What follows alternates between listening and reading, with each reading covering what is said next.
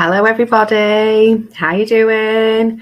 Hello, Harry. Hi, Izzy, Millie. So good afternoon.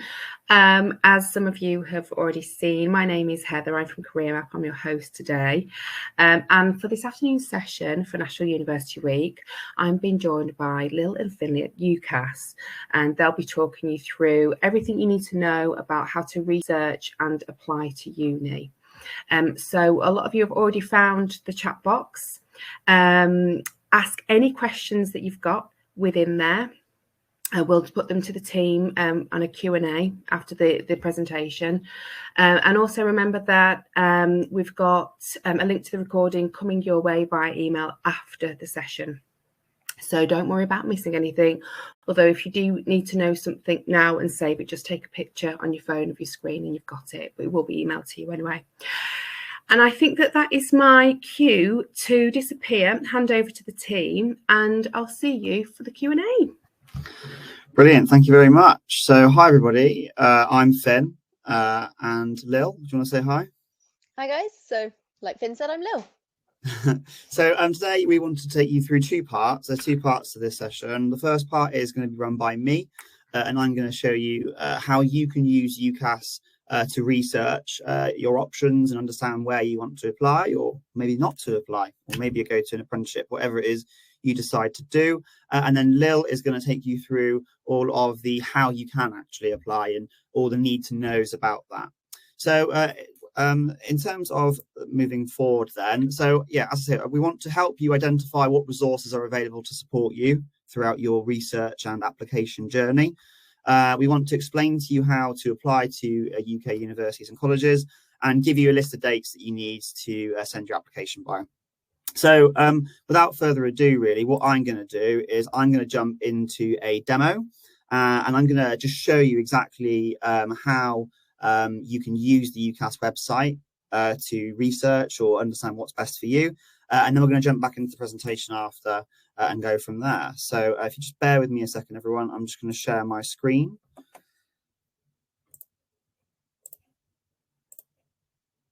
Brilliant. Lil, can you see that? Yep. Cool. So I can awesome. see our homepage.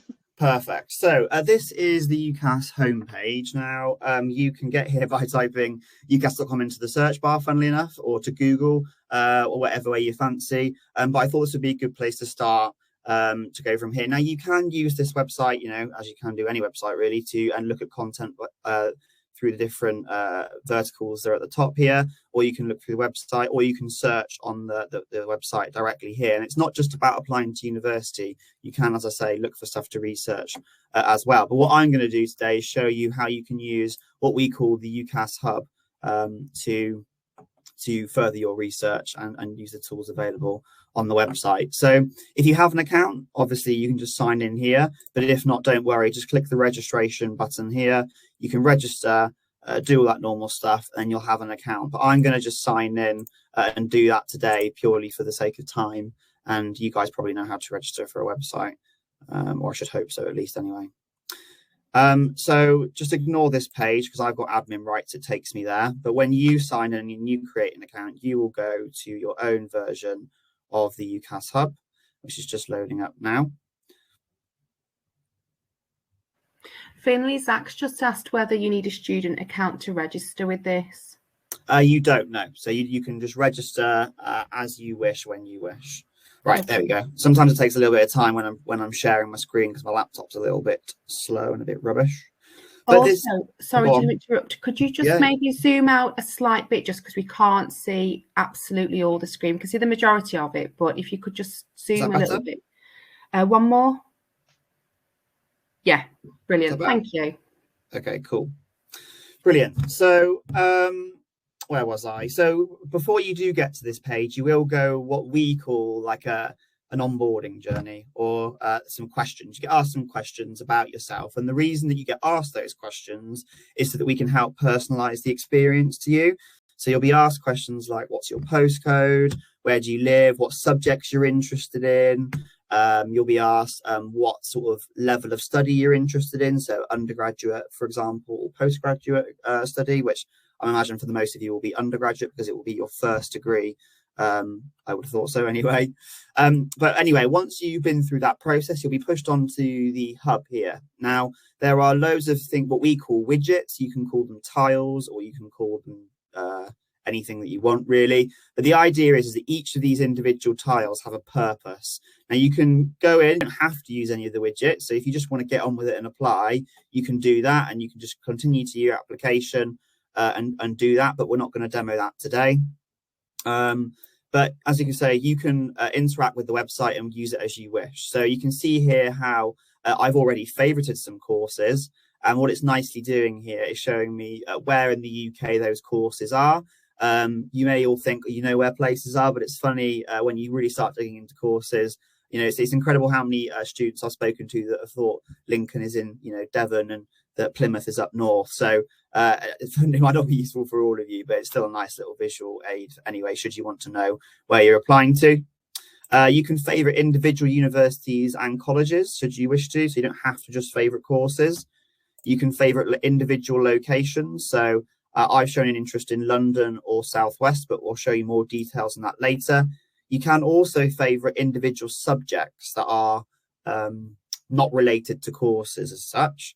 And you can also favourite pages across the website, but I haven't done that in this instance. So many of you will might be aware of something called Ucas Tariff points. And if you're not aware of them, basically what they are is a way of Ucas trying to aggregate all the different types of qualifications into a single point system, so that if you've got multiple qualifications from different, maybe you've got some A levels or some SQA hires, or you've got some music qualifications that you might have done, what you can do is you can type into here what you've got. So I'm going to just choose A levels because that's what I did, and you can type in what A level grades that you got and it will calculate them for you. Another example, there might be some people on the call who have studied BTECs. You can then search through all of the different BTECs in here, but whatever qualification you've got, if it has tariff points associated with it, then you can use this to calculate the tariff points, and it will add them up at the top there. And you can save those to your profile, or you can clear them or delete them and start again. It's up to you, whatever you wish to do. But you will most likely need to use tariff points when you're searching for courses, because lots of universities ask for tariff points as opposed to individual grades as such. But not all universities are the same. It may be tariff points, maybe A levels, maybe, or whatever it is. So inquire up to the university, or you can look on the course page on ucas.com, which I'll show you in a bit. So it is the season now for exhibitions. So I'd imagine that quite a lot of you will be going to sort of Ucas fairs near you, or maybe even open days. And here is a great way of you being able to search for open days. So if you want to, you can, I live near Bristol, so I can search for Bristol in that search bar, and it will pull up, various different open days that are available near me, whether that's Ucas ones or whether it's individual university open days. You can look at ones that are near you. You can look at ones at your favourite universities, which I think is really useful. Or you can look at your favorited events. So I haven't favorited any events in this instance, but if you went and searched for events on ucas.com, you could favorite some if you wish to, and save those for later. But I think the at your favorite unis is really useful, or the near you ones is also really useful. I won't go on to the explore widget just yet, because there's a bit more information we need to unpack there.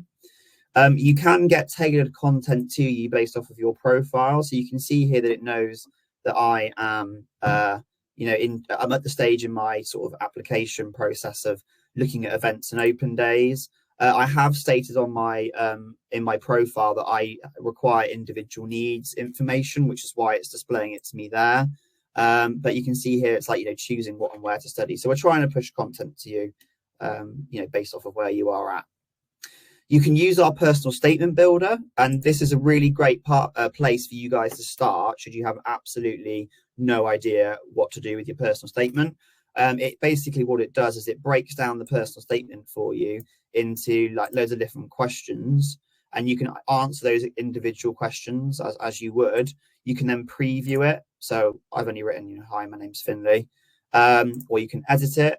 And we don't expect you to keep your personal statement in here. We know that you use Word and Google Docs or whatever it is that you use at your school. So you can copy the document out. You can just see, well, you can't see the overlay, but it's copied my personal statement to my clipboard.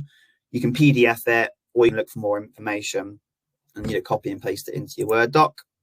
Now, there are actually personal statement guides. So what we do when you sign up for Ucas and you ask you for your subjects, we can personalize the subject specific personal statement guides to you. So because I favorited quite a lot of subjects because I use this account quite a lot, you can see here that there's loads of individual personal statement guides for me that I can look at. So let's say I'm interested in studying psychology.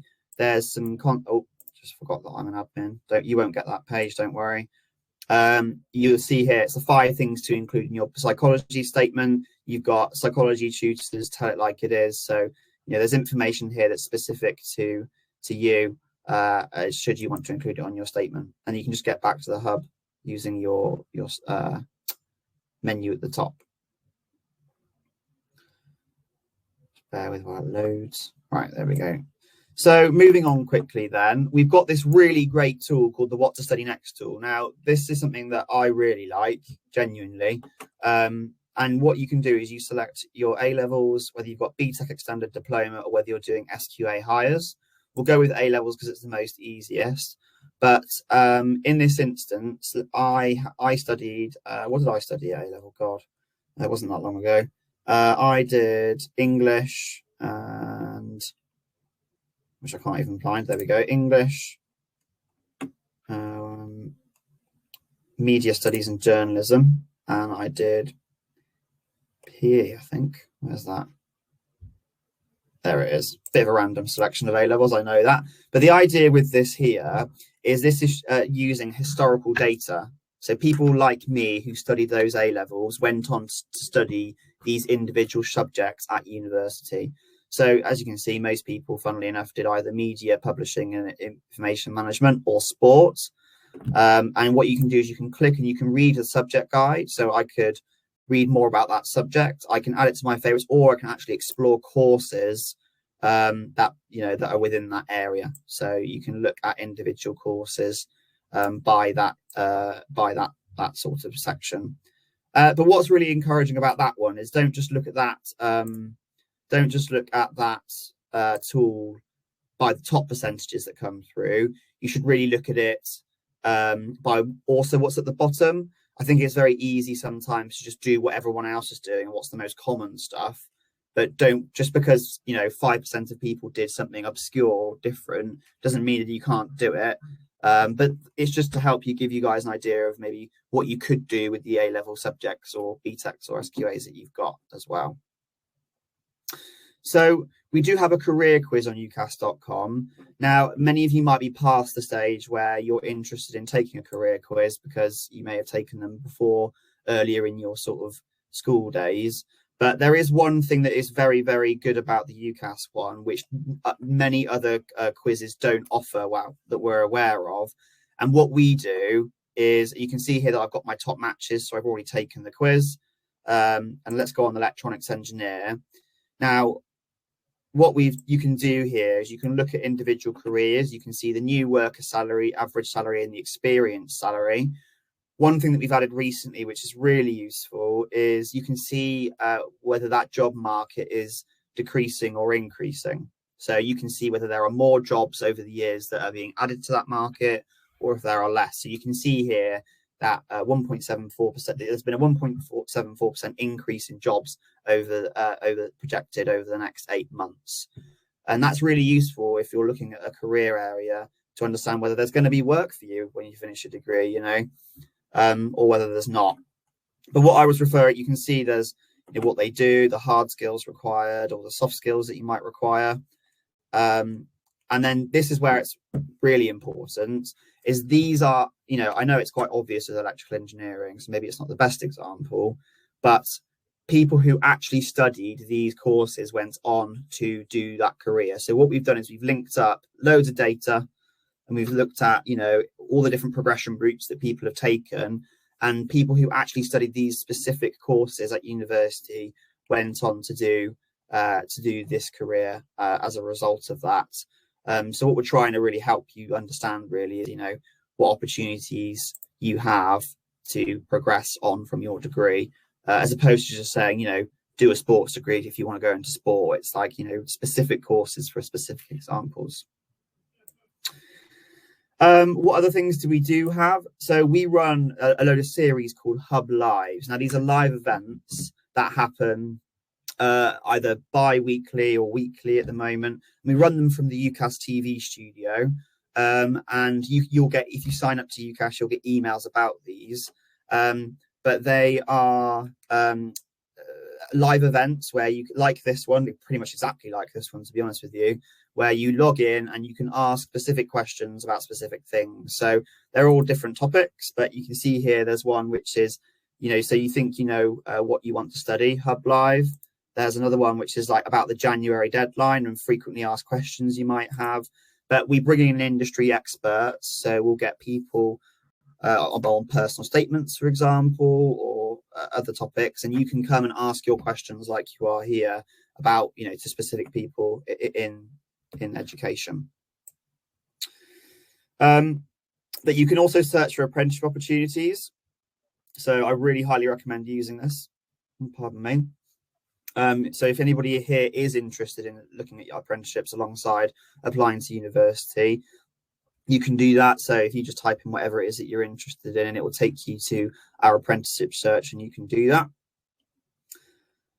Now, moving on to our Explore tool, this is what we're trying to do is help you guys sort of, well, funnily enough, explore, various options and things that are available to you.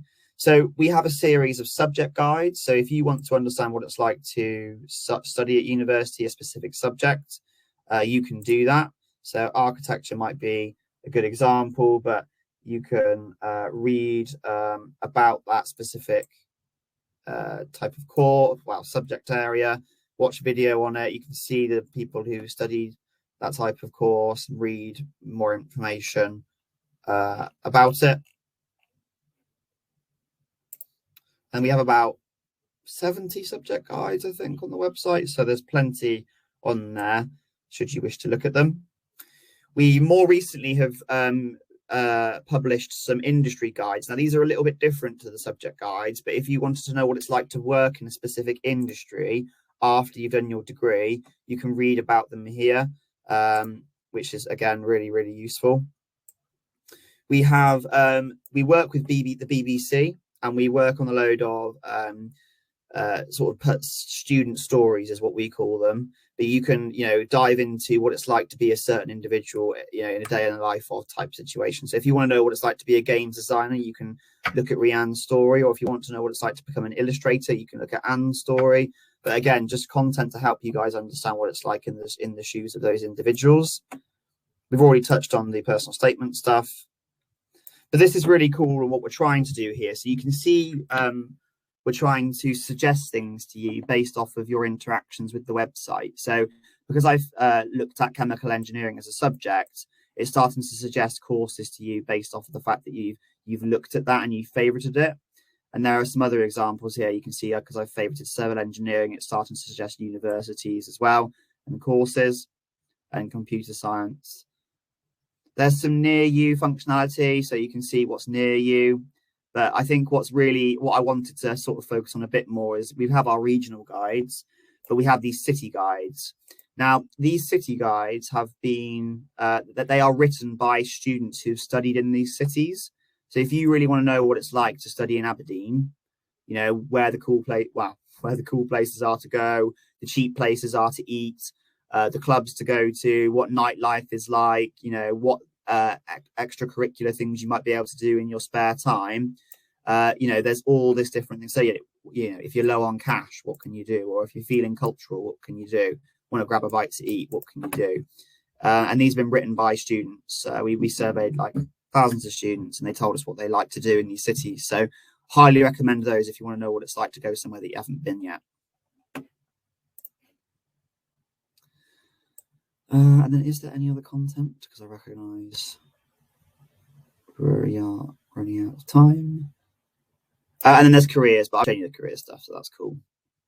Now, there's one last thing that I wanted to show you all. Oh, just being a bit funky. Is this For You tab. So the For You tab is a collection of all the different things that we favorited, that you would have favorited at your time on the Ucas website. And again, we're just suggesting courses to you based off of your what we think your interactions. So, and we've tried to pull it together on these course cards. So you can see here the average graduate salary. You can see how satisfied students were, how long the course is, whether it's a sandwich course, the entry requirements. And you can favorite these should you wish to. I won't go into more detail on that, but then you can store everything in your favorites. So I showed you the favorites tile earlier, but this is just another view that you can use to do that.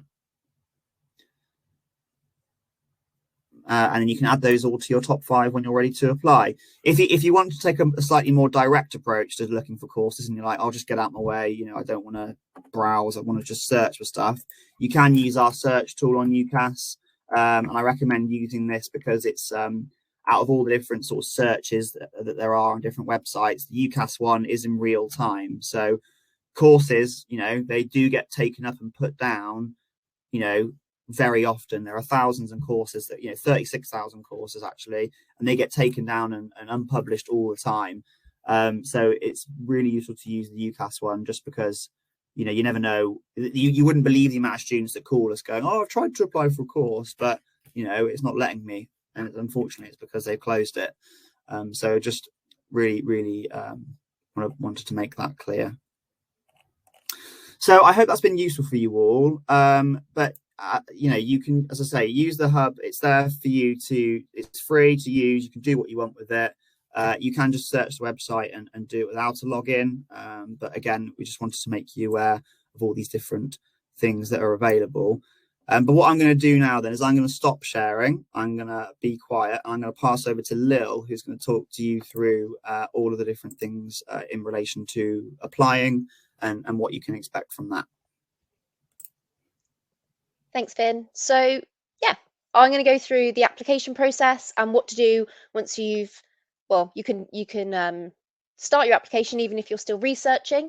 The applications for 2023 are currently open. They opened at the start of May. So you can start completing your application, filling in all the sections now. You can submit a completed application on the 6th of September. So that would include a completed reference. The first deadline that we have is the 15th of October, which is for Oxford, Cambridge, dentistry, medicine, veterinary medicine and veterinary sciences. Now, if you're applying to, for example, medicine, you can have up to 4 choices. You don't have to add all of your choices on at the same time. If you wanted to apply for 2 for medicine and then have a think about the other 3 that you wanted to apply for, as long as you get your 2 for medicine in by October 15th, you can add your further 3 choices on before our next equal consideration deadline, which is the 25th of January. And that is for most other courses, but it's really important to just double check when the on-time deadline for your course is. If in doubt, you can contact us and we can check as well, but it's normally on the course search that Finn showed you earlier. So we've just, the step after the applications, when the on-time deadlines, is that we have the opportunity to use Extra. So Ucas Extra is if you've used all 5 choices, if you've been made unsuccessful from all 5 of those, you can have an extra choice. It is only a single choice, but it can be used again and again. So you can keep your opportunities open and rolling. And then from Extra, it is into clearing. The last date to submit a brand new application with up to 5 choices is June 30th. And then after that, any application we receive goes into clearing. But clearing isn't big. It's not, well, it is big, which is a good thing, but it's not scary. Some people just apply to clearing because of the huge number of courses available via clearing. So if you do need time to think about it and you do apply into clearing, it's absolutely fine. Lots of people do it. So to start an application, you do need to register for the hub. Like Finn said, the hub is free. Starting an application is free. You only need to pay for your application when it's ready to go and ready to be sent off to your university choices. You can register for your Hub account at any time. It's really simple, ucas.com, sign in, register. You can start the actual application at any point. It doesn't need to be started as soon as you register for the Hub. That's all fine. You can do it whenever you're ready. The application has up to 5 choices. And as I mentioned before, if you're applying for medicine, dentistry, any of the October 15th deadline courses, you can have up to 4, and then you'll have an additional 5th choice for whatever else you wanted. If you are hoping to apply for Oxford or Cambridge, you can only apply for one of them. You can't apply for both. And the application costs, depending on how many choices you have, is a different price. So if you're having a single choice, because you don't have to apply for 5 universities, if you know there's one and that's where you want to go, it's £22.50.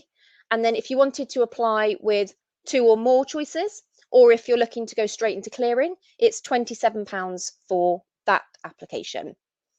It's really important to apply by the equal consideration deadline date for your specific courses, because anything received after that might be, the course might be closed because they're going to be considering all the on-time applications. It doesn't necessarily mean it will be, but a lot of courses do close while they're looking at the on-time applications. So it's really important to obviously try and get it in before then. We are here to help Monday to Friday. So if we approach a deadline and you're a bit nervous, that's absolutely fine. You can contact us and we can help you through anything. And we sometimes get asked if the universities can see who you've applied to. They can't. So your application is invisible to the other universities. They can't see who you've applied to. So you don't need to worry about thinking, oh, I don't want to apply to, I know, Birmingham, because they might see I've applied to Bristol. It's absolutely fine. They can't see each other.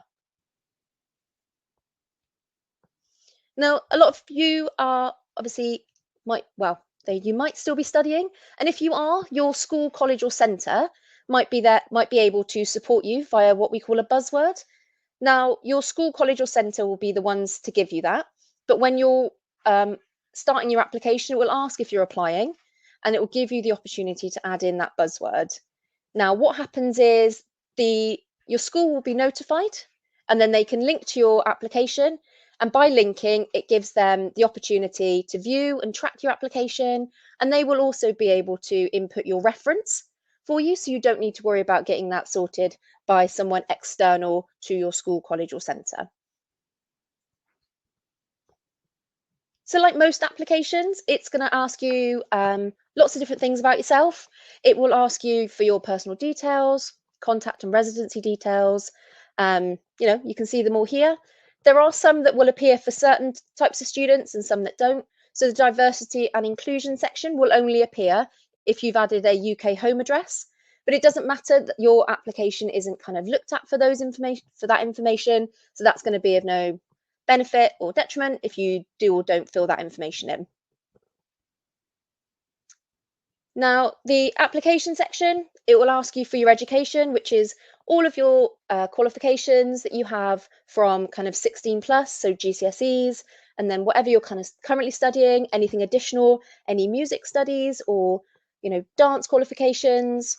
It's really important to include everything on there, because even if it's not got tariff points allocated to the qualification, a university can still consider it towards your overall offer.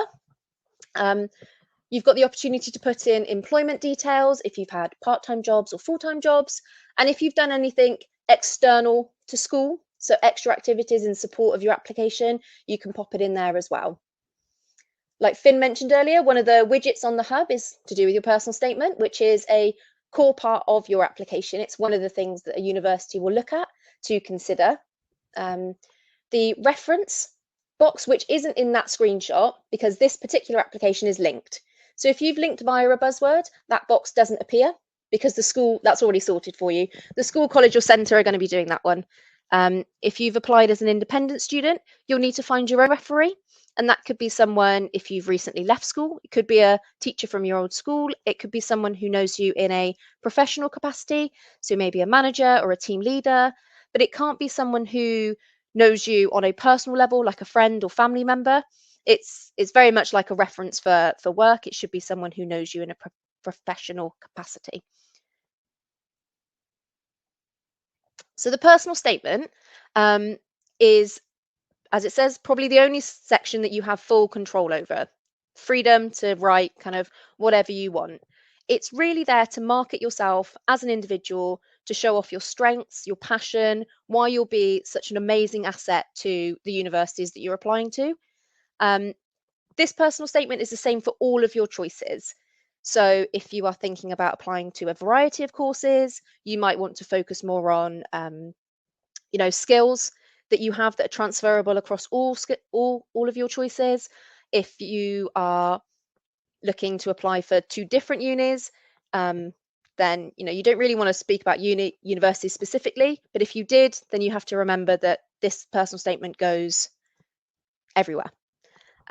It's a maximum of 4,000 characters or 47 lines, whichever one you reach first, and you have to go by the count in the personal statement section.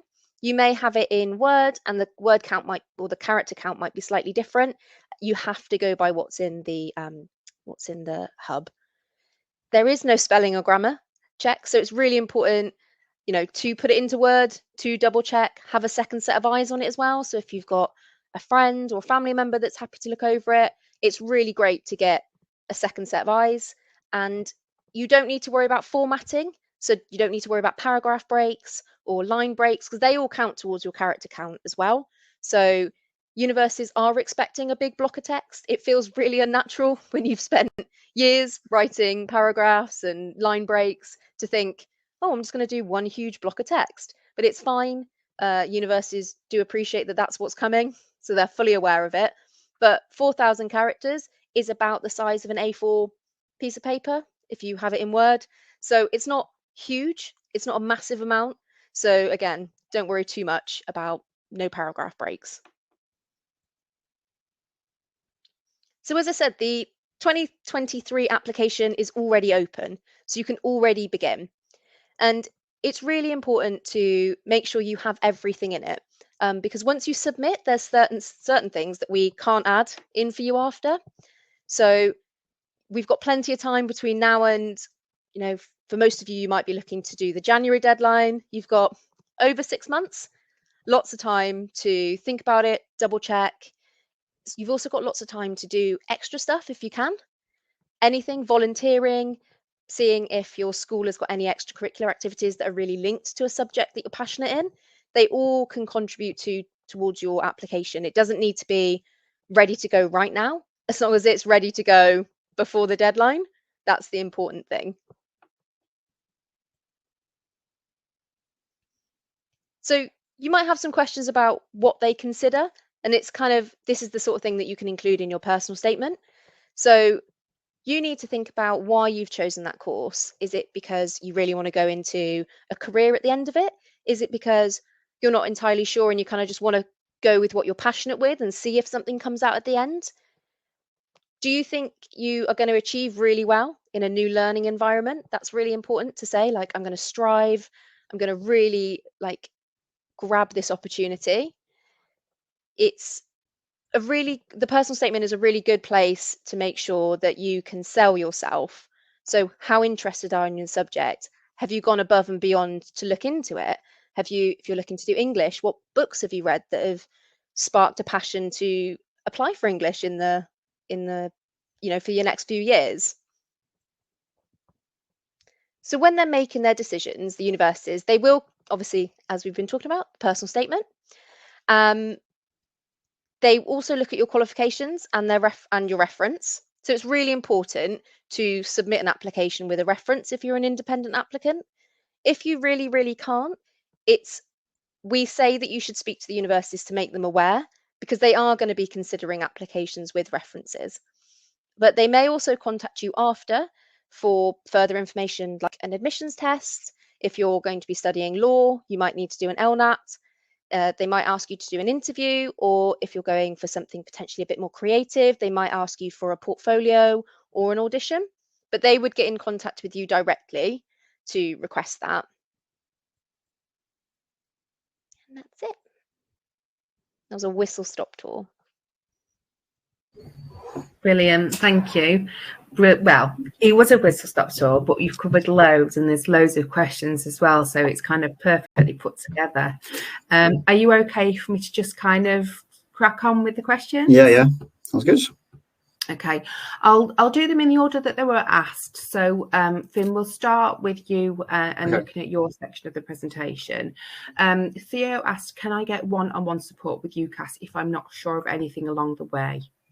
So we don't offer one-to-one support as per se, but we do have a contact centre that you can contact should you wish to find out specific things. You can also contact us on social media, whichever one you choose. Is there any that we're not on, Lil? Or I don't think we're on WhatsApp. We're not on WhatsApp, but we're on pretty much everything else. There you go. Great stuff, thank you. Millie asked some questions around degree apprenticeships. So she said, I'm thinking of doing a degree apprenticeship, but I'm not sure. Can I apply for both a degree apprenticeship and a course? And also, does she have to pay to apply for a degree apprenticeship in the same way that you have to pay for a university application? So with a degree apprenticeship, you do apply to that directly through the employer. So that's not through Ucas. So you do apply separately. So you can run both in tandem.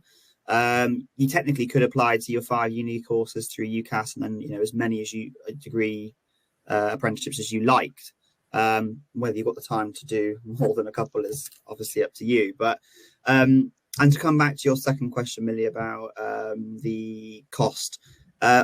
Because you're applying to a job with a degree apprenticeship, you shouldn't be paying any fees at all. The only fee that you'd be paying is to Ucas for your university and college application. Okay, wonderful. That's very helpful. Thank you. Julia said, do apprenticeships carry Ucas points? I did a level 3 business admin apprenticeship. I don't believe that they do. Lil, I think you might have. I was going to say, if your apprenticeship included separate qualifications, the qualifications within your apprenticeship may hold tariff points, but it's not normally the apprenticeship as a whole that holds tariff points.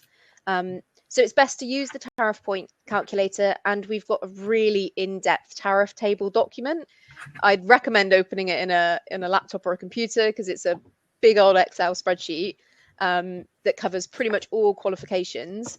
If you can't find the qualification or your apprenticeship on there, it doesn't mean that it's not going to be considered by a university. It's best to include it on the application or speak to the uni directly, and you can go from there. Okay, wonderful. Thank you very much. Super helpful. Going back to when we were talking about the personal statement builder, Tash said, do you need to save any changes, or does it do it automatically? That's a good question. Let me just double check.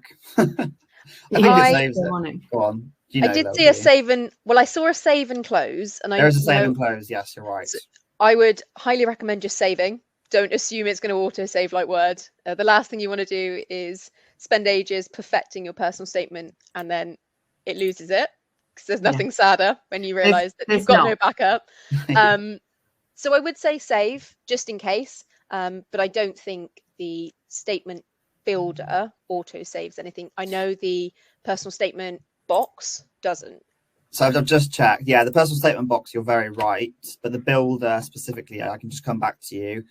So it pops out, doesn't it, like I showed you? You have to save and close it to be able to use anything else on the website. You can't just click out of it or exit. I mean, obviously, if you close down the tab, or when it was open, you didn't save it, then it wouldn't save. But yeah, but you have to save and close it to be able to use anything else. So hopefully that answers the question. Yeah, it does. Thank you very much. Harry's got a good question, because we had a session for the student room yesterday, and they spoke about their personal statement builder, and he's actually saying that he joined the student room event yesterday. How are your statement builders different to each other?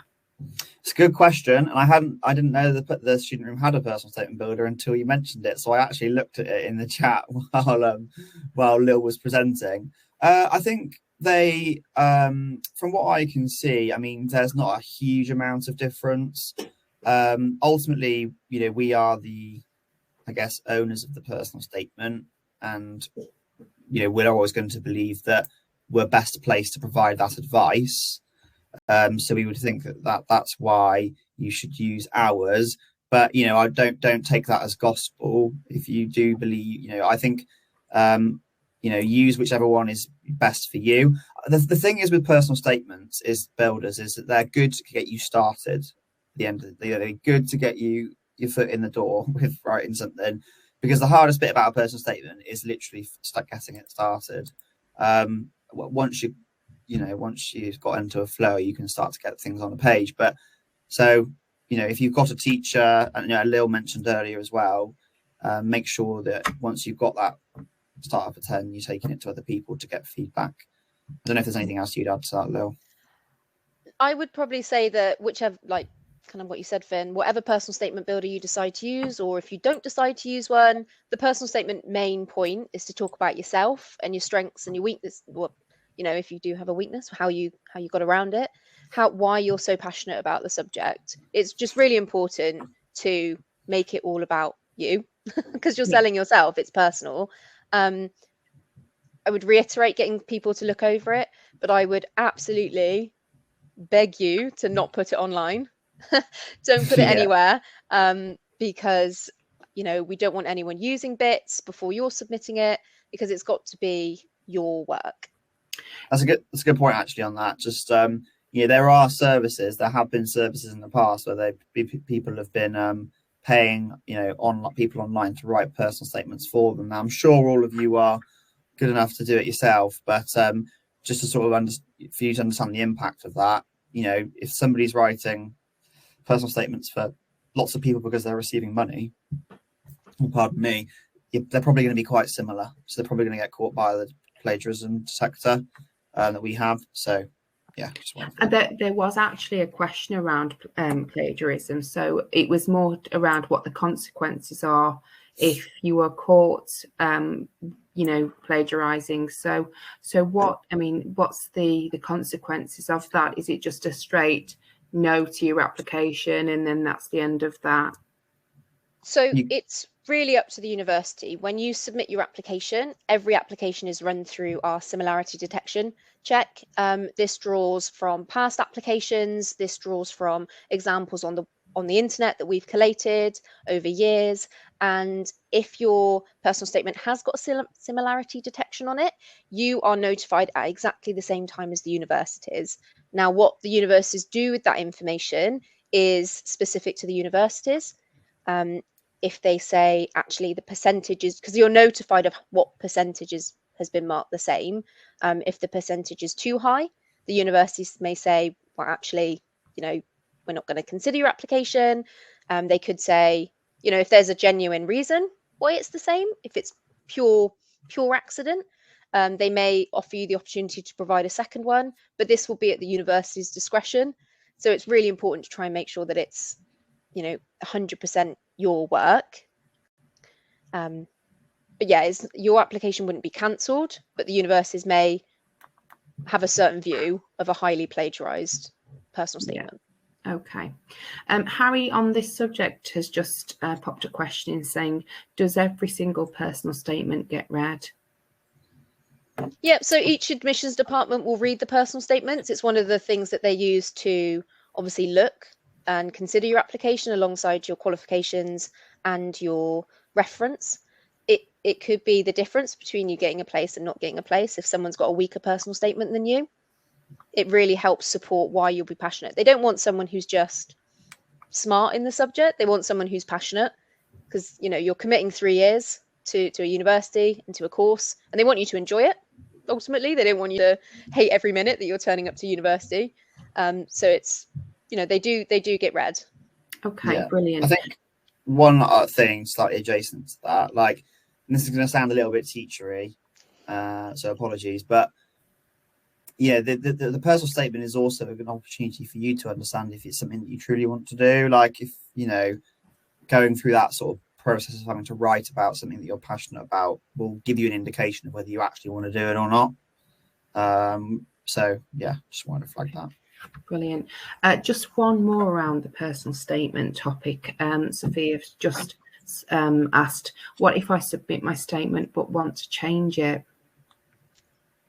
So you can't. That's to put it simply, once it's submitted to the university choices, you cannot make changes to your personal statement. If it's within 14 days of submitting, you can cancel your entire application and resubmit with an updated personal statement if you want. Obviously, that is pretty risky. You're going to be having to start all over again. You're going to need your reference. You're going to need to put all your information in. Or if it's outside of 14 days, it would be a case of contacting your university choices to provide them with an updated personal statement if they're happy to receive it, because there's no guarantee that they'll take additional information. They may just say, I'm really sorry, we're just going to have to base it on what you've submitted. So that's why it's really important to make sure you're 100% happy with your statement. You're given several opportunities to double check the information before you submit. So I know we're all guilty of it when we're submitting information. We're like, yep, sure, it's fine, it's fine. But things like your personal statement, it's really important to check you've not accidentally saved a draft, or you've got one that's cut off halfway through before you submit. Brilliant. That's good advice, that is. Right then, so we've got about 15 minutes left and there's about 20 questions. So I'm going to ask some more kind of quick fire ones first, which I think that can be answered pretty quickly. Ryan said, is there a way to get notifications for things like new open day events when we were looking at the Ucas website? There isn't at the moment, is the short answer. But there we are looking at it. Okay. I mean, yeah, I won't add any more than that. Well, I think if you also know where you're interested in going, it's a case of, you know, they'll be on the university websites. And I actually think that a lot of the uni websites have the alerts. So yeah, there's definitely a way to be notified for sure. Going back to the platform, Steve said, is there a fee for using it? No, you only get charged for the application once you submit it. Okay. Ryan said, is there a live chat on the site for support? Not to my knowledge. Lil, that's right, isn't it? Yeah. Yeah, not on the website, but on our Facebook page, our Twitter page, and our Instagram page. If you DM us, we pick it up. Our social media team are available from 8:30 till 6, the same times our phone lines are open as well. Brilliant. Perfect. Bilal said, can you access everything on mobile as well? It sounds like it's more accessible on mobile. It is, yes. So everything we build, it's a term which is we build everything mobile first. So yeah, everything is built for mobile. So absolutely. Great. When we were looking at the career quiz, Julia asked, do you have any data on which courses are best for getting a job straight after uni? It's funny you ask that, because I would, at the moment we don't. We treat all courses as equal because we have to be impartial as Ucas. But we are looking at that in the future, but I know that's not much help for you. But okay. So no is the answer, but okay, maybe for someone else in a couple of years. Keeping on the topic of the career quiz, I think that this is a question that a lot of people will have actually. Theo said, what happens if you don't enjoy your A-levels or you didn't enjoy your A-levels? Can I pick subjects that I'd wish I had taken it, for example, what I enjoyed at school? And that's connecting to, you know, the figuring out kind of what would suit you in the career quiz. Yeah, so there was the tool that I showed. You could put in what you wish you had done. That's absolutely fine. You know, most courses will accept you with any subjects.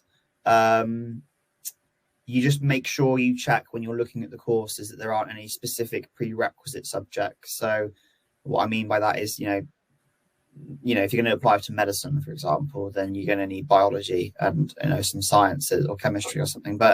And you know, if you're wanting to do history, a history subject is favourable, but not necessarily critical, because you may have studied English or other long form types of writing subjects. So yeah, my advice is just absolutely, that's fine. Just make sure when you're looking at courses to look at the entry requirements and see that there's not any specific subjects you need to get onto it. Great then, brilliant. And now here are the questions that were asked during Lil's section. So Jay asked, when's the best time to apply for a course to avoid missing out? Before your on-time deadline. Everything that we receive before the equal consideration deadline is considered on time and therefore equally considered with all other on-time applications. If you submit late, there is the possibility that the course will be closed, or there is the possibility that all the places will be taken up by on-time applicants. So it's really important to aim for your on-time deadline. You can check when it's due to be applied to using the course search. When you go to the course overview page, it will say when you're expected to apply for it for on time. Wonderful. And Ava, out of curiosity, asked, why is it early for medicine, just out of interest? Because it's so highly competitive. They have so many applications to go through. It's a very kind of long process for the admissions departments. They obviously will interview quite a few people. And I think it's just to make sure that the universities have enough time to ensure that they fully consider all of the medicine applicants. I think that's basically the reason. That sounds like it would be, doesn't it? Theo said, when does clearing shut? So clearing for 2022 closes on the 18th of October. So it's very, very late. The final date to get a 2022 application in is the 28th of September. Okay. So as long as you have an application in, you can use clearing up until October. But obviously, if you don't get it in before the 28th of September, then you won't be able to apply via Ucas for 2022 entry. Okay, great. Just one thing to add to that as well. Clearing is first come, first served. So despite it being open until the 18th, doesn't mean you're going to find what you want. Right, okay. So that is very different to a standard application. That is, you've got to be hot on the tails of what you want to do. Yeah, so naturally what happens with clearing is a lot of courses are taken up from A-level results day, within the day or within the week or so after. I'm not scaremongering, it's just the way it is. There are still a lot of courses that are open later, naturally as time goes on, courses close, and as unis enroll, less courses are taken up. Okay. Less courses are available. That is very good to know. Harry asked, and this was in relation to when you're doing a Ucas application, does it look better on an application if you're doing a job? I wouldn't say necessarily it is. I mean, it's really dependent on... I don't think universities expect a lot of 17, 18-year-olds who are doing their A-levels to then hold down a job at the same time. I don't think it's an expected part. I think if it's probably a bit more relevant if you're maybe a mature student or a returning student. If you've had a big gap in your education and you've been working, you can show potentially, the jobs you've had, the transferable skills, what you've gained from employment. I don't think it's necessarily like a key component. If you don't have a job when you're applying, I don't think it's going to have a massive impact unless, like I said, you're possibly a mature student coming back in, maybe wanting to get a degree to further support, your evolving role at work, or you wanted to change a career path. But no, I don't think that it's a sort of key component. If you don't have a job, you're going to be made unsuccessful because you haven't got an employment history. Yeah, I think going back, and I am by no means an expert, but weaving things like that into a personal statement is the kind of thing that just helps describe who you are and your interests, isn't it? So that's probably what you'd be most likely to use it for. I mean, on that note, quickly, like if you've done specific work experience that relates to your course, as Lil says, like even if it's just a week, and you'll probably be told by your teachers to do this, like, put that in to your personal statement. Okay, brilliant. Lil, you spoke a little bit about mature students then, drawing on that for an example. Jessica asked a question around mature students. She said, do mature students have to apply using Ucas 2? Is it just for school leavers? So the UCAS application is for everyone. So it's for returning students, international students, recent school leavers, current school attendees. The universities use it as obviously their kind of main port for all of their applications. So most universities will ask anyone applying to the course to apply via UCAS, so they can obviously keep everything in the same place, nothing's lost track of. Unless they specify that a certain type of student can apply directly, it's best to think that you'll be applying via UCAS. Wonderful, that's helpful. Right, regarding UCAS applications again and references, Liam said, what if I ask a friend at work who's also my colleague to give me a reference? Is that okay? It's a tough one, because obviously if they are a manager or a team leader, they would be an appropriate reference. But the fact, like, you wouldn't be able to say that they're your friend, because obviously they are not able to give you an impartial reference. We would probably advise you find someone else that isn't necessarily a close friend. Obviously you can get along with people that you work with, that's not a problem. We're not saying you can't. Obviously it has to be a manager that you don't like, but it's really important to make sure that that reference is impartial. But if it's a kind of, that's your only person, we would then probably direct you to the universities and just say, and ask you to confirm that they're happy to consider a reference that's been provided by someone who might know you in a more personal fashion as well as a professional manner. Okay. Yeah, I think on that, universities would prefer a academic reference as well. So if you do have access to a teacher, then use them, even if you've been out of school for a year maybe. But if you are a mature applicant who's not been to school for a while, then a work reference will be fine, and it's more more relevant in that instance. Okay, Liam has actually just chipped in on the chat. He said they are a team leader, so would that be okay? But Finn, you're saying really ideally it comes from an academic side, is that right? Yeah, because they want to understand your ability to deal with the course necessarily. I mean,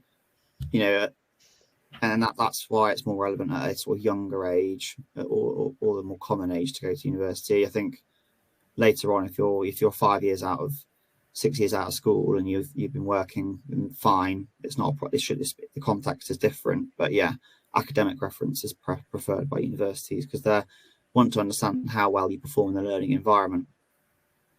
Okay, brilliant. And actually, the last question of the session, unless anybody drops anything in the chat now, it's a good one. What do you think of taking a gap year before applying to university? Kind of an open-ended question, really. I have a personal view. Okay. Because I took a gap year. I didn't go to uni in the end, but maybe that was the right decision for me. It will never hinder your application ever. And if it depends, it also depends what you want to do with that gap year. Do you want to use it to chill and travel? Absolutely fine. Do you want to use it to get experience in a specific area? Again, absolutely fine. I think the important thing to understand with gap years is there's generally quite a lot of pressure on kids or students to, go to university. But if a year out will help you clear your head and understand what it is that you want to do, then I would strongly advise doing it. But again, if you feel otherwise, then don't. Like it's sort of irrelevant whether you do one or not, unless you are doing one to sort of get specific experience in an area because you feel like it's going to benefit you, which obviously it would affect your application. But that would be my advice. I don't know, Lil, if you've got any other advice. But I pretty much agree with you, Finn. It will never hinder your application. There's always the opportunity to apply for your current year and then defer an application. So if you're successful, you can hold that place if you feel like you just need the year to kind of get your head round, moving away. It's a big step. It's a huge step, especially if you're thinking of going, from, for example, where we're based in Gloucester. It would be a huge step for me to say, okay, I'm just going to go up to Aberdeen. I'm 18, up there on my own. Like, it's a big step. So if you need the gap year, take it. There's a couple of options. You can either apply for the year you're going to go, so you don't apply at all, or you can apply for the current year and then ask the university to hold your place. which most universities are happy to do. So you can go have your gap year with the knowledge that you've still got your place, and you don't need to reapply, and it's ready to go, ready for you in the following September. That sounds like a good option to me.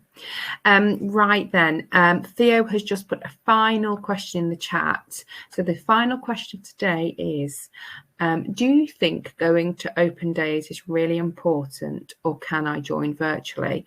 I want to go to a uni far away and train tickets are so expensive. So is there any way is there any financial help with this? So open days are, when we look at the statistics, are the most influential factor on students making decisions about their choices. So we recommend heavily that you do go to them, because you will never truly understand what it's like to study somewhere until you go there. You know, again, I don't want to preach about my own personal experience, but the reason I didn't go to university was because I applied somewhere, hadn't been, and I went there like 2 weeks before I was supposed to go on the course, and I was like, no, this is not for me. I just didn't like the area. And you know, we are humans at the end of the day. In terms, I understand that the problem that you're facing financially. The universities can fund this, you know, depending on your situation. They may fund a train ticket up to come see you, so maybe contact them and make them aware of that. But you know, otherwise, if it's not a financial problem, I would strongly recommend it. You know, even if you don't go, see that as a win. If you don't ultimately apply there or don't ultimately go there, see it as a win, because you've not wasted potentially a lot of money on going somewhere that you didn't like. Very good advice. And also, in terms of virtual, a lot of questions have been asked around virtual open days this week. Whilst exactly what you're saying, Finn, go to the open days to get a real feel for kind of what it's truly like. If you want to use a virtual open day just as a bit of a barometer of kind of figuring out things you maybe do like, maybe don't, there's obviously no cost involved in that. So anything to help just build your kind of your experience and your knowledge in certain stuff, it won't go amiss. But yeah, I think they're there to be used for a reason. They can definitely help build an opinion and help figure out what your likes and dislikes are. But yeah, to go there is obviously the main thing to do.